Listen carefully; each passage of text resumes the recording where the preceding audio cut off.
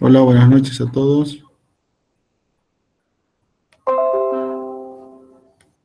Bueno, ¿Se puede ver, no? Ya. Bueno, vamos a empezar ya. El día de hoy vamos a hablar sobre la cicatrización de las heridas. Algunos conceptos que tenemos que saber, por ejemplo, que la cicatriz es el producto de un proceso fisiológico para poder reparar una herida, ¿no? Y la cicatrización es un proceso por el cual se realiza o se va a reparar un tejido. Ya, lo mismo que la reparación y la regeneración, perdón, aquí está mal. La reparación y la regeneración también son términos que se utilizan muchas veces como sinónimos, ¿no? Pero la reparación hace referencia al mismo tejido y la regeneración a, a, a un tejido que es del mismo tipo, por ejemplo, el tejido nervioso, ¿no? Que no se regenera, solo se repara. Bueno, antes de continuar con lo que son las cicatrizaciones, cuando uno va a hacer una incisión, ¿ya? En este caso, hablando de las incisiones, uno tiene que seguir algunas líneas que anatómicamente nosotros encontramos en el cuerpo, y estas son las líneas de Langer, ¿no?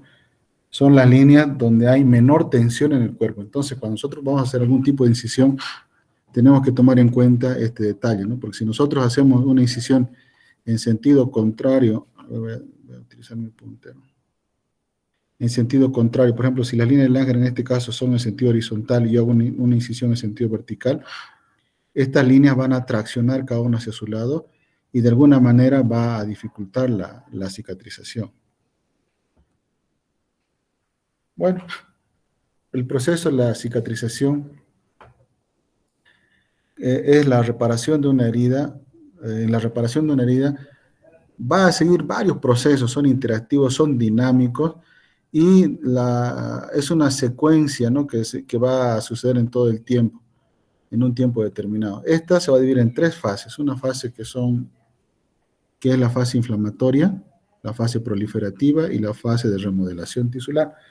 La fase inflamatoria es la fase inicial que se inicia luego de un trauma, de una lesión vascular o una ruptura de la solución de continuidad de un tejido, ¿no? Y se va a iniciar con la hemostasia. Obviamente, cuando hay una lesión del tejido va a haber sangrado, ¿no? Ese es el primer paso. Primero tiene que haber una hemostasia. El siguiente paso a la hemostasia para iniciar la reparación o la cicatrización, se va a desarrollar todo un problema inflamatorio, ¿no? Ahí va a haber liberación de citocinas, mediadores de la inflamación, y así sucesivamente. Es una cadena de una tras otra para llegar luego ya a la etapa de proliferación, donde aquí vamos a definir claramente cuatro etapas o cuatro estadios, ¿no? Una etapa de fibroplasia, donde donde es la llegada de los neutrófilos que se transforman luego en macrófagos y van a producir como una limpieza del área donde se ha producido la lesión. La regeneración o la revascularización de la área que ha sido afectada. Posteriormente va a haber la revitalización a partir de los bordes y por último vamos a ver la contracción de la herida, ¿ya? Posteriormente a este proceso viene la remodelación tisular, a lo que también se le conoce como la maduración. Todo esto que hemos visto ahora va a tener diferentes tiempos, ¿no? Pero todo sucede a la misma vez, ¿no? Se inicia rápidamente, pero puede durar hasta un año más o menos para que nosotros tengamos una cicatriz que sea aceptable. Bueno, ya habíamos mencionado esto. Este es un cuadro que lo encontré en el internet, me pareció muy interesante. Hizo un resumen prácticamente de todo lo que es la cicatrización, ¿no? Mira, aquí están las tres fases: la fase inflamatoria, la de proliferación y la remodelación. En la inflamatoria aquí tenemos, miren, subdividida en subfases. Aquí tenemos la hemostasia, que es inmediatamente se produce la lesión o la injuria, se va a producir la hemostasia con toda la cascada de la coagulación y demás, ¿no? Posteriormente sigue la inflamación con la quimiotaxis, la llegada de los glóbulos, de los polimorfos nucleares, y los monocitos que se transforman en macrófagos, luego la neovascularización, la llegada de la acción de los fibroblastos, ¿no? Luego, eso más o menos, miren, fíjense ustedes, de minutos, van pasando los días, al quinto día ya empieza lo que es todo el periodo de granulación, la epitelización más o menos va entre los 5 a 7 días, aquí es aceptable, 5 a 9 días, perdón, ¿sí? Luego aquí nuevamente ya la generación de colágeno, o sea, se está haciendo más resistente la cicatriz y la parte que se hace más fuerte a nivel en el periodo de contracción, ¿no? Donde hay mayor producción de colágeno. El colágeno 3 se transforma en colágeno 1, que es lo más parecido a la piel. Y posteriormente llegamos al periodo de la remodelación, donde se produce la maduración. Aquí hay una intensa actividad del fibroblasto, con producción de fibronectina, ácido hialurónico, proteoglucano. Esto poco a poco, a medida que va pasando el tiempo, van a ir reemplazando todo el colágeno que había, el colágeno 3, hasta llegar al colágeno único, que es el colágeno 1, que es el más resistente y que le va a dar la resistencia en realidad a la cicatriz, ¿no? Luego tenemos, mire, que en la primera etapa, en la etapa inflamatoria, o en los primeros minutos se produce una vasoconstricción, ¿no? Que es parte de lo que es la hemostasia fisiológica. Para luego hacer toda una vasodilatación, y ahí es donde actúan todos los mediadores de la inflamación, la quimiotaxis de células, la proliferación de los fibroblastos, la formación y la producción de colágeno, etcétera, ¿no? Eso es lo que pasa a nivel de los vasos. Y qué es lo que está pasando en la matriz, ¿no? Ahí vemos, ¿no? La acción de la fibronectina, la producción de colágeno tipo 3, que inicialmente es muy débil, pero posteriormente es reemplazado por colágeno tipo 1, que es el que le va a dar la resistencia a la cicatriz. Miren, la fuerza tensil, cualquier herida que se produzca en nuestro organismo, en las primeras 3 semanas, ¿sí? Nada más va a alcanzar el 30% de su fuerza tensil, o sea, no está totalmente restituida la función de la piel, ¿no? En este caso hablando de la piel. Y cuando termina ya con la maduración, que es alrededor del segundo año más o menos, después de haber sufrido la lesión, la fuerza tensil nunca va a llegar al 100%. Algunos libros revisados que está entre los 80%, hasta 90%, con un buen proceso de maduración de la cicatriz, pero nunca va a llegar al 100%, ¿no? Entonces, nuevamente para repasar, miren, los primeros minutos de la injuria, ¿sí? Que son como los 5 a 10 minutos, ahí se va a producir la hemostasia, luego hasta los 3 días más o menos va la inflamación, con la angiogénesis, ¿no? Este periodo de proliferación va a durar más o menos hasta las 3 semanas, y de las 3 semanas para adelante es el periodo de remodelación y maduración. Bueno, los tipos de cicatrización. La cicatrización puede ser por primera, por segunda, por tercera o por cuarta intención.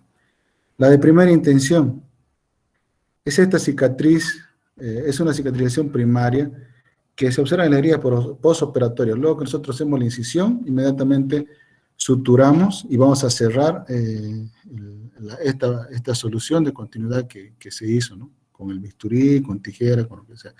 A eso se denomina cicatriz por primera intención. O sea, abrimos, hacemos una herida, una incisión y la cerramos. ¿Ya? En este caso, la característica es que la cicatrización es rápida porque se adhieren los bordes, pero este proceso va a requerir primero que no haya infección, ¿no? Ya vamos a hablar posteriormente qué pasa cuando hay infección. Tiene que haber una hemostasia perfecta, ¿ya? El afrontamiento de los bordes debe ser correcto. Y además el ajuste de los planos anatómicos de la herida durante la sutura. Tenemos que utilizar una buena técnica, tenemos que utilizar también un buen material, hacer una buena hemostasia, que son pasos para una buena sutura y para que tenga obviamente una buena cicatrización. La cicatrización por segunda intención. Esta va a ocurrir de forma más lenta y esta cicatrización va a ser a expensas del tejido de granulación, porque en este caso no se cierran los bordes, no se aproximan, se deja la herida abierta, entonces la cicatrización va a ser de la profundidad hacia la superficie. aquí se van a formar cicatrices largas, retraídas, son antiestéticas. Y en este caso es cuando tenemos una infección en la herida, o hay un trauma donde hay una pérdida de sustancia, o hay una dificultad para poder afrontar bien los bordes. Entonces, por ejemplo, son en heridas grandes, en heridas con pérdida de tejido, o en las quemaduras, ¿no? Entonces va a haber, no se afronta bien los bordes, entonces vamos a esperar que se produzca la cicatrización del fondo, de la parte más profunda, hacia la superficie, ¿no? Entonces ahí quedan unas cicatrices que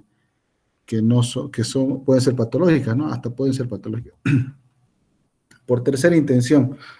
En tercera intención, en esta herida va a haber una contaminación del sitio de la incisión o de la herida, y en este caso, o porque son muy grandes, se las deja abierta, como dejándolas para una segunda intención, pero con el tiempo vamos a intentar cerrar nuevamente y vamos a utilizar una sutura, ¿no? O sea, combinaríamos, digamos, una segunda intención con una primera intención. Se utilizan en heridas que son grandes, ¿no? Donde uno deja, cuando pasa más de 5 o 6 días, a veces ya uno no puede afrontar bien los bordes, además porque hay mucha infección. Entonces se deja abierta la herida y este tejido la herida va a ir rellenándose nuevamente del fondo hacia la superficie, y podemos ayudar ya cuando no hay infección, para tratar de disminuir el tiempo de la cicatrización, utilizar una sutura, ¿no? Y las de cuarta intención obviamente son aquellas donde hay pérdida de tejido de la piel, y lo que hacemos es, para poder acelerar la cicatrización, utilizamos injertos cutáneos. Bueno, las características para la formación de una buena cicatriz. Tenemos que elegir el material adecuado, un material de sutura adecuado. Dependiendo del lugar que vamos a suturar, tenemos que escoger también el material, ¿no? Si son tejidos profundos, tenemos que elegir suturas absorbibles. Si son heridas en áreas que son expuestas, como la cara, por ejemplo, también tenemos que escoger material fino, ¿ya? La técnica de la sutura tiene que ser depurada y tiene que ser delicada, tratar de no lesionar los bordes, no manejar torpemente los tejidos, ¿ya? Porque puede haber mucha mayor inflamación de lo que nosotros necesitamos, y entonces se van a producir cicatrices patológicas, ¿ya? El afrontamiento debe ser anatómico, el afrontamiento de los bordes tiene que ser anatómico. Se debe evitar torsionar los tejidos, pues si se torsionan los tejidos se producen isquemias, ¿no? Y eso tampoco no favorece la cicatrización. Si nosotros vamos a hacer una sutura en un solo plano, vamos a tomar tejido en masa, también tenemos que saber tomar la cantidad del tejido. ¿Qué factores influyen sobre la cicatrización? Los factores pueden ser locales o pueden ser sistémicos. Locales son como esto, ¿no? El sitio y la localización de la herida. No es lo mismo las heridas en las porciones distales, como por ejemplo en los pies, donde la irrigación no es muy buena, ¿no? O en la cara o en el dorso. Entonces tenemos que ver el sitio y la localización. Tampoco es igual una herida en los lugares de mayor flexión. Por ejemplo, en este caso, el dorso del pie, el codo, el tobillo, el hueco popliteo, la axila, etcétera. Entonces son lugares donde nosotros tenemos que ver qué tipo de sutura vamos a hacer, ¿ya? También tenemos que ver el tipo de la herida, ¿ya? Si es abrasiva, con pérdida de sustancia, y la profundidad que tiene la herida, ¿ya? También tenemos que ver, va a influir los factores, dentro de los factores locales, la infección. Ya hemos mencionado ya, cualquier infección va a hacer que nuestra herida no vaya bien. Hay una dehiscencia de la herida, y eso va a hacer que no tengamos una buena cicatrización. El edema, obviamente, dificulta el edema una cicatrización. La isquemia y el tejido necrótico. No podemos suturar en un tejido necrótico, un tejido que esté isquémico. Para que haya una buena cicatrización, necesitamos una buena irrigación, ¿ya? Eso es parte fundamental. Eso es muy importante porque, por ejemplo, en los pacientes diabéticos, ellos tienen microangiopatías, no tienen muy buena irrigación a nivel periférico, y es por eso que sus heridas no cierran, porque no tienen buena vascularización, ¿no? Con eso no le llega buena cantidad de nutrientes y de oxígeno, y la herida se perpetúa, ¿no? El uso de agentes tópicos irritantes como el alcohol, como el yodo en herida, eso igual no favorece la cicatrización. Los pacientes que nosotros vemos luego de una sesión de radioterapia, por ejemplo, los tejidos son muy malos, ¿ya? No, la tensión baja de oxígeno, ¿no? La hipoxia, que hayan cuerpos extraños y que no hayamos limpiado bien una herida, por ejemplo, no va a ir bien tampoco nuestra cicatrización. Y obviamente no es más repetir el material que vamos a utilizar, tenemos que escogerlo muy bien. Los factores sistémicos van a depender mucho de la edad, ¿no? Por ejemplo, los pacientes mayores no tienen buena vascularización, especialmente periférica, y además que son pacientes que tienen alguna otra patología de base, ¿no? Diabéticos, hipertensos, etcétera, ¿no? El estado nutricional, lo mismo. Un paciente desnutrido no va a tener buena cicatrización, va a retardarse la cicatrización, no se olviden del colágeno y no se olviden de las otras sustancias que participan en la cicatrización, ¿no? Los traumatismos, lo mismo. Pacientes que inmunosuprimidos, ¿no? Tampoco tienen buena cicatrización. No se olviden que parte de la cicatrización va a formar la inflamación, ¿no? Si tú tomas inmunodeprimido, que también la mayoría son como antiinflamatorios, tu cicatrización no va a ser muy buena. Obviamente que todo está suprimido, ¿no? El tabaquismo, lo mismo, ¿no? Enfermedades metabólicas, también ya hemos mencionado la diabetes, la hipercolesterolemia, hipertrigliceridemia, etcétera. Enfermedades del tejido conjuntivo, obviamente, como la reparación tiene mucho que ver con este tejido, entonces tampoco nos favorece, ¿no? Medicamentos, algunos medicamentos. Existe una clasificación de acuerdo al proceso de la cicatrización, ¿no? Y aquí vamos a mencionar, por ejemplo, una cicatrización. ¿Qué es una cicatrización normal? Una cicatrización patológica, ya hemos mencionado algo ya, ¿no? La cicatrización patológica puede ser excesiva o puede ser insuficiente. Nada más para dar un ejemplo de las excesivas son los queloides y las cicatrices hipertróficas. Las insuficientes son esa cicatrización en los pacientes que tienen úlceras varicosas, por ejemplo, en las extremidades inferiores, que son diabéticos, no cicatrizan muy rápido, ¿no? La cicatrización inestética, bueno, este término lo encontré así, dice cicatrización inestética. Esta cicatrización es similar a la cicatrización normal, solo que en algún momento pasó algo con la cicatrización y con la herida, entonces que va a tener que ser necesario intervenir, o sea, hacer una cirugía para poder mejorarla, ¿no? Por ejemplo, esas cicatrices que son muy grandes, que son planas, pero son muy grandes. No sé si ustedes han visto los pacientes que les hacen cesáreas por una incisión mediana infraumbilical, las cicatrices quedan muy feas, entonces es necesario hacerle una nueva cirugía para mejorar ese estado de la cicatriz, ¿no? Y la cicatrización ideal, obviamente, eso en los adultos no hay, ¿sí? Esta cicatrización ideal es la que se puede observar en la vida fetal, ¿no? En ese caso sí hay una cicatrización ideal. Bueno, la cicatrización normal es una cicatriz con apariencia normal. Miren, aquí tenemos una cicatriz, pero esa cicatriz es plana, tiene casi el mismo color de la piel que lo rodea, es flexible, no hay hipertrofia, no hay ninguna molestia, no hay escozor, no hay nada. Y además no produce ninguna alteración ni anatómica ni funcional. Esa es una cicatrización o una cicatriz normal. Las cicatrices patológicas, dentro de esta cicatrización podemos mencionar dos, las hipertróficas, que son estas, ¿sí? Estas se proyectan sobre la superficie de la piel circundante, son elevadas, están engrosadas, están enrojecidas, producen prurito, ¿no? Esto es producido por una hiperproducción de tejido conectivo, ¿ya? Este tipo de cicatriz no se extiende más allá de los límites. Miren, si la incisión de esta longitud no avanza más, ¿ya? Y o mejor dicho, esta cicatriz hipertrófica, esta mejora con el tiempo. Esta sí mejora con el tiempo, aquí está mal. La cicatriz hipertrófica mejora con el tiempo. Después de los 2 años, esta puede mejorar, disminuir el tamaño y demás.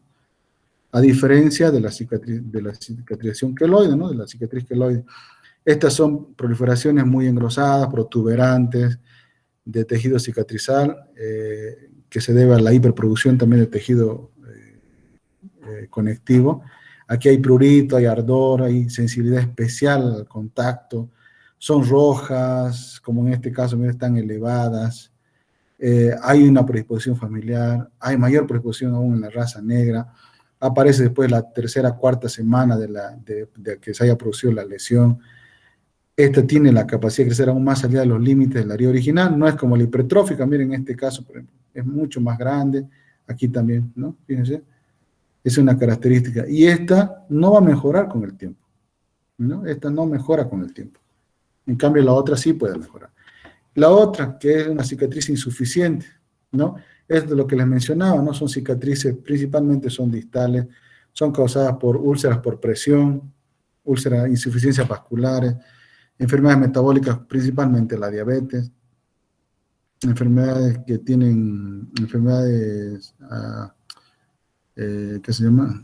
Malignas, problemas vasculares como la vasculitis. Todos estos van a llevar, el común denominador de todo esto es que hay una disminución del flujo sanguíneo hacia la herida. ¿Ya? Entonces, por eso no cicatriza. ¿Qué hacemos con este tipo de cicatrices? ¿No? Entonces, existen tratamientos que son no invasivos y tratamientos que son invasivos. Los voy a mencionar nada más. Los tratamientos no invasivos tenemos como de primera línea, o podemos decir, el vendaje compresivo. ¿Ya? Este vendaje compresivo logra alcanzar un éxito entre 65 a 75% en que va a aplanar y va a ablandar la cicatriz. ¿Ya? El problema es que este vendaje tiene que estar a unos 20 o 30 milímetros de mercurio, no tiene que producir isquemia, ¿sí? Y el fin de esto es tratar de disminuir un poco el riego sanguíneo, el flujo sanguíneo a nivel de la cicatriz. Este mecanismo va a ser porque va a producir un poco de hipoxia y esto va a facilitar la degradación del colágeno. ¿No? Se utiliza de día y de noche, 18 horas al día y por unos 3 meses, más o menos, ese es el tratamiento, ¿ya? Luego existen otros, ¿no? Como son el gel de silicona, que es similar a este otro mecanismo. Igual su éxito está más o menos cerca del 60% y igual se utiliza al mismo tiempo. ¿Ya? Luego tenemos cremas, pomadas, ungüentos tópicos que se aplican 2 a 3 veces al día, haciéndose masajes locales, por lo menos durante 2 meses, pero no se ha demostrado que estos tengan el éxito que uno quisiera, ¿no? Pero la parte más principal del tratamiento no invasivo en el tratamiento de las cicatrices patológicas, hablando principalmente de la cicatriz queloide, y vamos a hablar de las úlceras o de la cicatrización insuficiente, es el apoyo psicológico, ¿no? Principalmente los jóvenes, cuando tienen este tipo de cicatrices, les afecta mucho, ¿no? Entonces, en algunos casos debe hacerse el tratamiento, ¿ya? Para este tipo de lesiones, porque esto le va a producir algún tipo de alteración psicológica a los pacientes, ¿no? Tratan de no mostrar la herida, tratan de ocultar, son un poco introvertidos, etcétera, ¿ya? Los tratamientos invasivos, ¿no? Dentro del tratamiento invasivo está obviamente la cirugía, ¿sí? Los corticoides e inyectables, la crioterapia, la radioterapia, el láser. La cirugía. Miren, la cirugía tiene entre un 50 o un 100% de la recurrencia. Entonces, aquí tenemos que poner a la balanza qué cicatrices son las que vamos a operar, ¿no? Obviamente que aquí no entra como tratamiento del queloide, ¿no? Porque para yo retirar el queloide, un queloide de 2 centímetros, tengo que hacer un ejemplo, está dando un ejemplo nada más, ¿no? Voy a hacer una incisión de 4 centímetros. Pero en un par de meses voy a tener un queloide mucho más grande. Y entonces el tratamiento para el queloide no es la cirugía, ¿no? Es para esas cicatrices donde no hay queloide, y aún así, miren, la recurrencia va entre un 50 y un 100%, ¿no? Lo más importante o lo que mejor resultado da es la combinación de la cirugía con otros tratamientos, como son los corticoides, por ejemplo. Ya la radio, la quiro, con cualquiera de esos podríamos nosotros combinar, y entonces eso va a mejorar la eficacia y va a disminuir la recurrencia de estas cicatrices patológicas, ¿ya? Los corticoides en inyectables, el que se utiliza es la triamcinolona, ¿ya? La triamcinolona en una dosis, una concentración de 10 a 80 miligramos por ml, una vez por semana, por 2 a 5 semanas, Luego de este periodo hay que continuar el tratamiento con una inyección al mes durante 3 a 6 meses. Y luego tenemos que observar los resultados. Entonces, este es muy útil, eh, principalmente en los queloides y va de segunda línea en las cicatrices hipertróficas. ¿Ya? Entonces, miren, un 50 o 100% de los casos hay respuesta positiva y la recurrencia es menor al 50%. Entonces, eh, entre la cirugía y los corticoides, va primero por ahora los corticoides, ¿no? La crioterapia utiliza el frío, ¿ya? Que va, que se caracteriza porque va a destruir de forma controlada. O sea, lo que se hace en la crioterapia es aplicar, congelar y descongelar rápidamente la cicatriz, ¿no? En eso consiste, ¿ya? Entonces, mira, son sesiones de congelación y descongelación de más o menos de 20 a 30 días.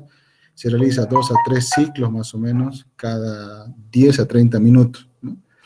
Y a veces es necesario realizar más de 2 a 10 sesiones. Entonces, es también un poco medio complicado tener que estar ahí seguido para que te hagan esta terapia, ¿no? Y esto no ha demostrado ser mejor que las anteriores.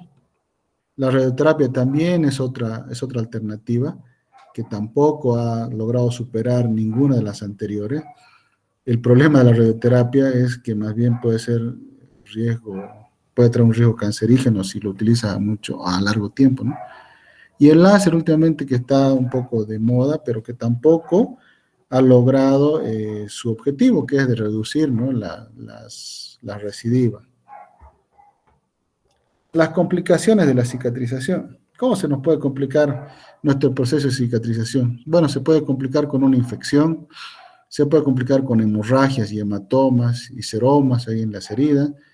Ya puede haber si nosotros hemos suturado una pared abdominal, podemos tener eventraciones, ¿no? Con protrusión de órganos hacia el exterior o evisceraciones inclusive, ¿ya? O dehiscencia de la sutura cuando no hemos utilizado un buen material o cuando hay un proceso infeccioso, se puede abrir la herida y entonces va a pasar de ahí de una cicatrización de primera a una cicatrización por segunda intención, ¿no? Bueno, rápidamente vamos a hablar ahora de las heridas. Una herida es una lesión como consecuencia de una agresión o de un traumatismo. Cuando hablamos de cirugía es una herida hecha por el cirujano, ¿no?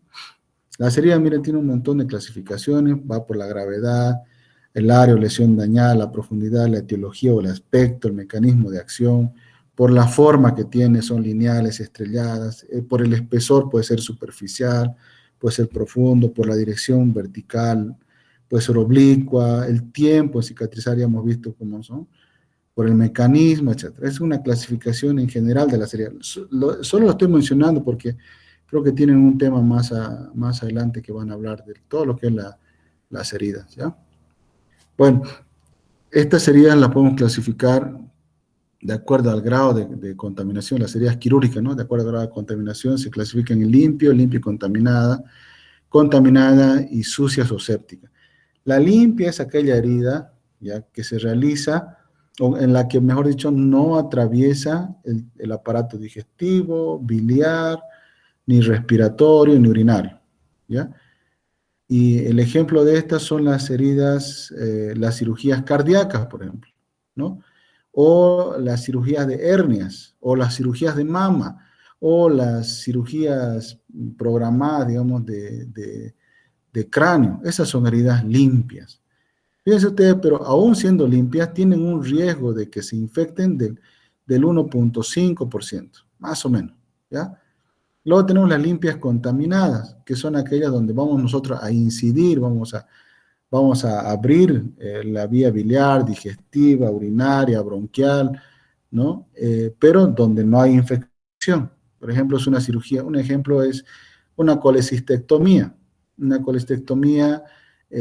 programada, ¿no? Donde vamos a hacer una colecistectomía, vamos a abrir la vía biliar, pero no hay infección, no hay inflamación, así que esa se considera una limpia contaminada, ¿ya?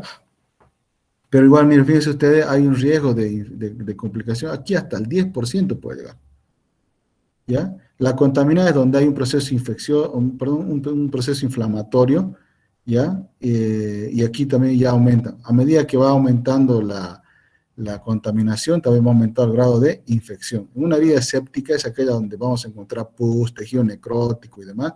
Fíjense ustedes, el 40% de esas heridas se nos va a infectar. ¿Qué significa todo esto? ¿De qué estamos hablando cuando hablamos de esta clasificación de las heridas quirúrgicas? ¿No? Hablamos de la probabilidad de que el sitio donde hemos hecho nuestra incisión se contamine o se contamine. A eso hacemos referencia cuando hablamos de esta clasificación. No estamos hablando de la cavidad, de ninguna cavidad ni nada, ¿sí? Solo estamos hablando de la herida. Bueno, para evitar todo esto, nosotros podemos utilizar antibióticos para prevenir una infección, ¿no? Y esa se lo utiliza en las heridas que son limpias contaminadas. En las contaminadas y en las sucias ya no se llama antibiótico profilaxis, sino se llama tratamiento, ¿ya? Bueno, algunas consideraciones que los antibióticos en la cirugía deben administrarse en el preoperatorio, ¿no? Rápidamente o en el postoperatorio inmediato. La vía de administración se suele utilizar la vía endovenosa durante 30 a 60 minutos antes de la intervención quirúrgica, porque es ese tiempo donde se alcanzan las concentraciones plasmáticas y se ha evidenciado que el antibiótico que utilizamos va a estar a nivel de la incisión o en la herida que hemos realizado, ¿ya? Se puede realizar 2 o más dosis durante el postoperatorio, inclusive en el transoperatorio. Si nosotros tenemos una cirugía larga, ¿sí? Podemos repetir una dosis luego de las 2 horas, ¿no? O sea, luego de cada 2 horas podríamos repetir, ¿no? Si nuestras cirugías son largas.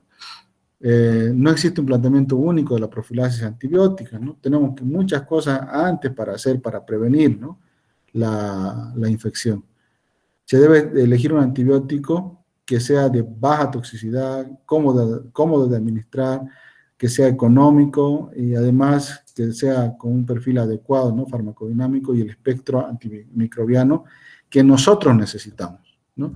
Cuando hablamos de infección del sitio operatorio, hablamos de la piel, entonces siempre se trata de utilizar antibióticos que actúen sobre los gérmenes saprófitos de la piel, ¿no? El estafilococo aureus, el estreptococo, etc. Y para eso tenemos las cefalosporinas, ¿no? Como primera línea. Bueno, eso es todo. ¿Alguien quiere preguntar algo?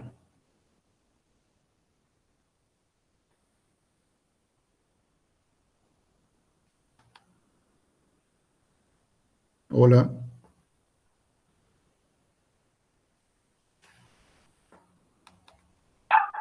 Doctor, creo que ha quedado todo claro, doctor. Ya, si no hay nada más, nos vemos en otra ocasión, ¿ya? Buenas noches, que descansen. Chao. Buenas noches, doctor. Chao. Buenas noches, doctor. Muchas gracias, doctor. Gracias, doctor. Hasta luego.